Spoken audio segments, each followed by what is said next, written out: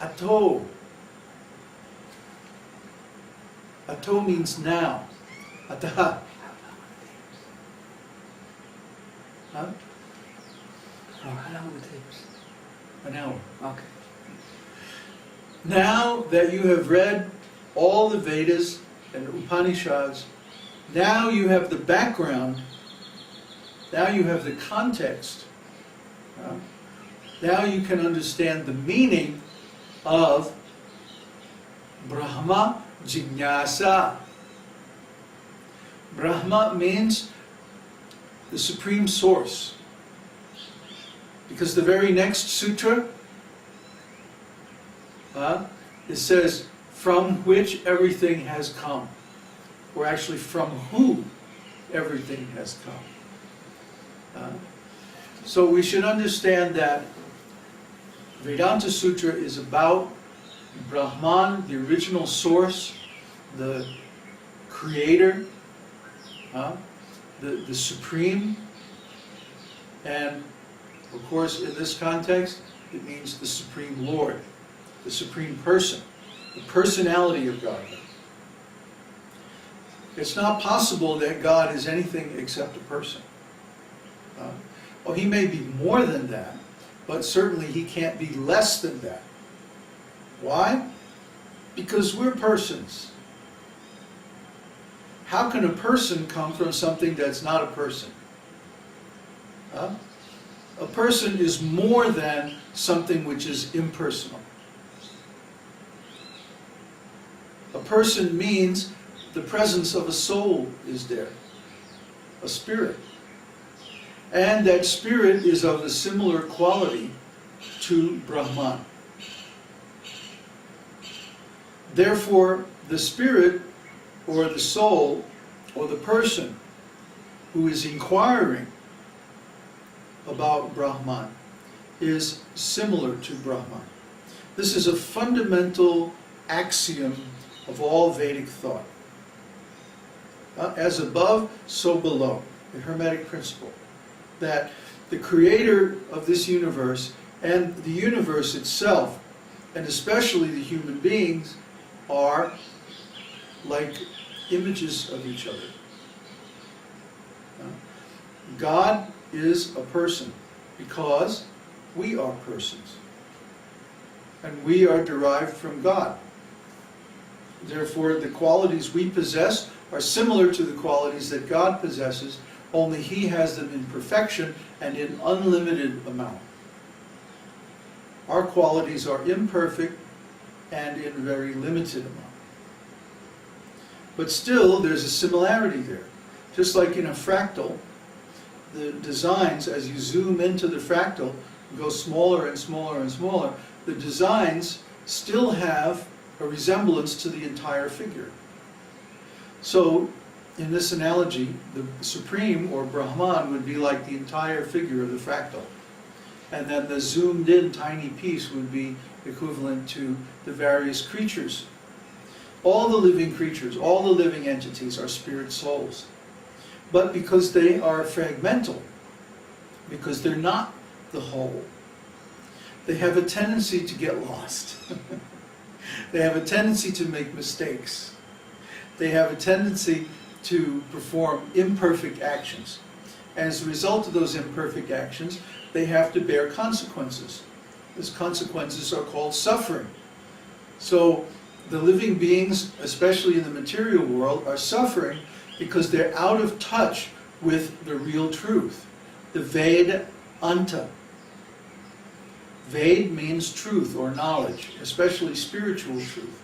And anta means the end or the conclusion or the ultimate. So because we have lost touch with the ultimate knowledge, with the supreme truth, the absolute truth, we are suffering. If we were to get back in touch with the real truth, with the Vedānta, the ultimate understanding, that knowledge, knowing which everything can be known. It's just like the internet. If you have a connection to the internet, you can find out about just about anything. Just use Google and you can find out anything you want to know about anything. So similarly, if you have a connection with the absolute truth, then by means of that knowledge you can know anything that you need to know. What's the main thing we need to know? How to stop our suffering. That's the big issue in life. Most people would say, oh, it's impossible, you can't stop suffering, you might as well just try to make the best of it. But we say no. We say no, because in Bhagavad Gita, Krishna says, the real object of yoga is to completely stop suffering. So if we actually realize the truths of yoga, that means our suffering is finished. So there's only two kinds of people like that in this world. Complete idiots who don't know that they're suffering, and the fully self-realized souls who are in spiritual consciousness and spiritual ecstasy, and for them there's no suffering. Everybody in between is suffering. So we say we have to know this spiritual knowledge to put an end to all suffering. That's the question that's being asked. In human life, the existential issue is, why am I suffering? And how can I stop it? Therefore, atato, now you must inquire into Brahman. You must become self-realized. So this is so deep, literally could speak all day on the meaning of these four little words. The nature of the conscious entity, the ontology that has to exist, the background assumptions and the background knowledge that has to exist for this inquiry to take place.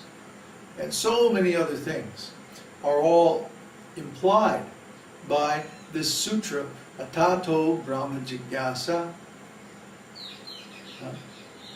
They're within, compressed, packed into these four little words. So much, I mean literally we could write a book just on this one sutra alone. A very thick book with all kinds of references. And still the subject would not be exhausted, because many writers have been writing on this subject, and many teachers have been speaking on this subject for thousands of years, and they still haven't exhausted this subject. And guess what? They never will. Because the absolute truth is so powerful that once we start to unpack it, once we start to expand it and unfold it, we find that it connects with everything. It touches everything. It has a bearing on everything.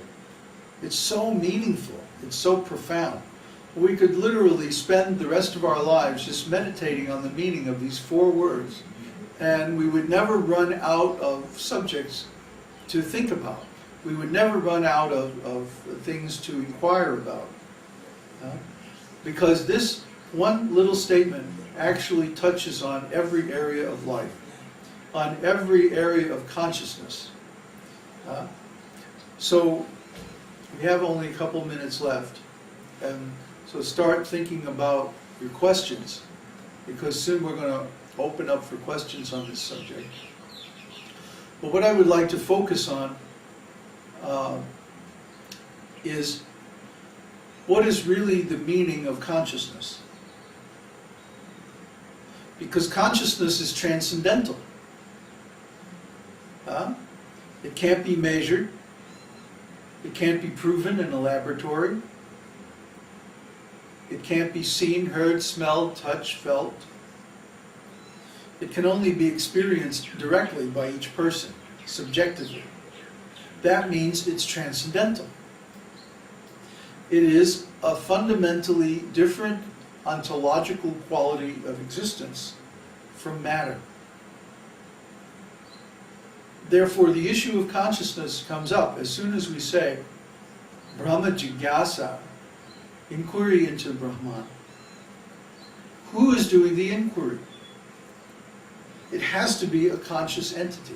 It has to be a conscious being. No machine, no computer, no ordinary piece of matter can inquire, because only a conscious entity is curious. Only a conscious entity can understand what is consciousness. And Brahman, being the superconscious entity, the source of consciousness and all other energies as well, only a conscious being can understand Brahman. Because the essence of Brahman cannot be understood or explained by words. The essence of Brahman can only be experienced by one who becomes self-realized. And how do we become self-realized? By inquiry.